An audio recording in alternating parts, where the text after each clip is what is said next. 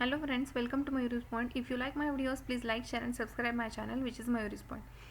अभी हम इस वीडियो में हमारे C++ में जो मेंबर फंक्शंस होते हैं वो किस तरह से होते हैं, हमने क्लास किस तरह से करते हैं, मेंशन ऑब्जेक्ट किस तरह से क्रिएट करते हैं क्लास के, वो देख लिया। अभी मेंबर फंक्शंस के बारे में देखेंगे कि जो मेंबर फंक्शंस होते हैं वो किस तरह से होते हैं क्लास के अंदर। तो member functions can be defined in two places. So जो क्लास के अंदर जो मेंबर फंक्शंस होते हैं वो टू प्लेसेस में होते हैं। फर्स्ट है वो है outside the class definition and number 2 inside the class definition. मतलब फर्स्ट वो क्लास के अंदर डिफाइन होंगे एंड जो नंबर 2 है वो फर्स्ट जो है वो आउटसाइड द क्लास डिफाइन होंगे एंड जो नंबर 2 है वो इनसाइड द क्लास होंगे। तो फर्स्ट हम देखेंगे outside the class definition. The general form of a member function definition is return type. हम वॉइड वगैरह रिटर्न टाइप देंगे हमारे क्लास, मतलब वो जो हम सिंटैक्स लेंगे पहले हमें रिटर्न टाइप देना पड़ेगा, जैसे कि वो वॉइड देते हैं हम रिटर्न टाइप में।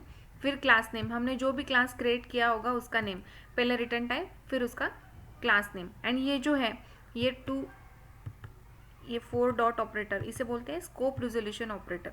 ये जनरली फंक्शंस के लिए कॉल के लिए यूज़ किया जाता है। तो फिर फंक्शन, ये जो फंक्शन नेम होगा वो यहाँ पे, एंड आर्ग्यूमेंट डिक्लेरेशन, जो भी आर्ग्यूमेंट्स हमें इसमें पास करनी होगी वो, एंड फिर करली ब्रैकेट्स में फंक्शन की जो बॉडी, जो भी एग्जीक्यूशन होना होगा वो।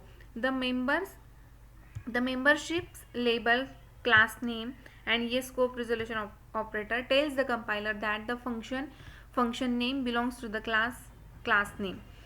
मीन्स ये जो स्कोप रिजोल्यूशन ऑपरेटर एंड ये क्लास नेम से हम कंपाइलर को बताएंगे कि फंक्शन नेम ये क्लास से बिलोंग करता है। ये जो क्लास नेम होगा, हमने जो भी क्लास नेम दिया होगा वो इस क्लास नेम को, क्योंकि वो आउटसाइड द क्लास डिफाइन होंगे तो हम किस तरह से उन्हें कॉल करेंगे, इसीलिए हम इस तरह से उनको डिफाइन करके हम कंपाइलर को बताएंगे कि ये जो फंक्शंस है वो भी क्लास को बिलोंग करते हैं।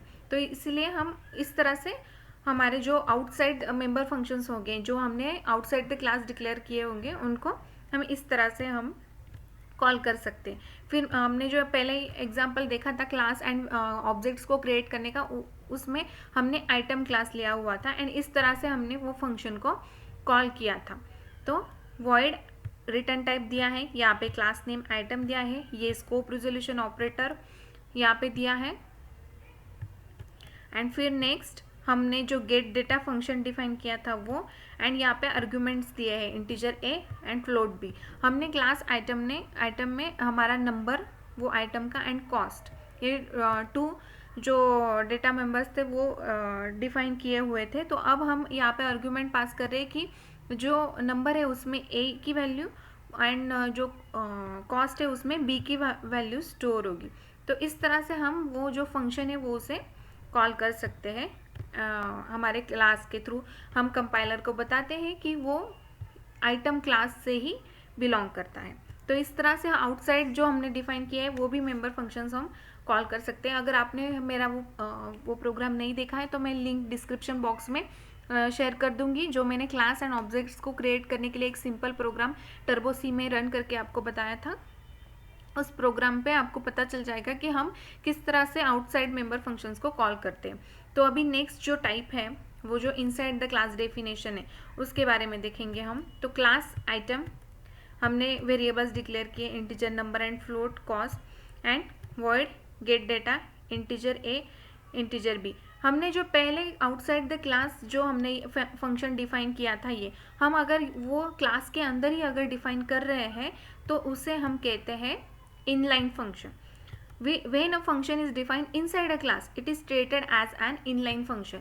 अगर हमने क्लास में ही फंक्शन डिफाइन किया हुआ है तो उसे हम कहते हैं इनलाइन फंक्शन। सो मेंबर फंक्शंस के जो क्लास के अंदर होते हैं, ये देखिए यहाँ पे जो क्लास के अंदर है ना, ये void gate data and void put data, ये क्या है, वो क्लास के मेंबर फंक्शंस है। तो ये जो मेंबर फंक्शंस होते हैं वो 2 टाइप्स के होते हैं। फर्स्ट है outside the class definition and next है इनसाइड द क्लास डेफिनेशन। तो आउटसाइड जो होते हैं वो हम स्कोप रिजोल्यूशन ऑपरेटर यूज़ करके हम उसे कॉल कर सकते हैं, एंड जो इनसाइड द क्लास होते हैं उन्हें हम इनलाइन फंक्शंस बोलते हैं। हम दोनों तरीके से हमारे मेंबर फंक्शंस को क्लास के अंदर या क्लास के बाहर डिफाइन कर सकते हैं। तो इस वीडियो में मैं आपको यही जो 2 टाइप्स है मेंबर फंक्शंस डिफाइन करने के, उनके बारे में इंफॉर्मेशन दे दी है। अभी हमारे जो प्रोग्राम किया था क्लास एंड ऑब्जेक्ट्स क्रिएट करने का, वहाँ पे या मैंने आउटसाइड द क्लास डेफिनेशन का जो फंक्शंस था गेट डेटा, वो भी किस तरह से कॉल आउट हो रहा है वो भी आप उस प्रोग्राम में देख सकते हैं। तो हमारे यहाँ तक C++ के क्लास क्रिएट करना, ऑब्जेक्ट्स क्रिएट करना एंड मेंबर फंक्शंस डिफाइन करना, ये तीनों टॉपिक्स अभी हो गए हैं।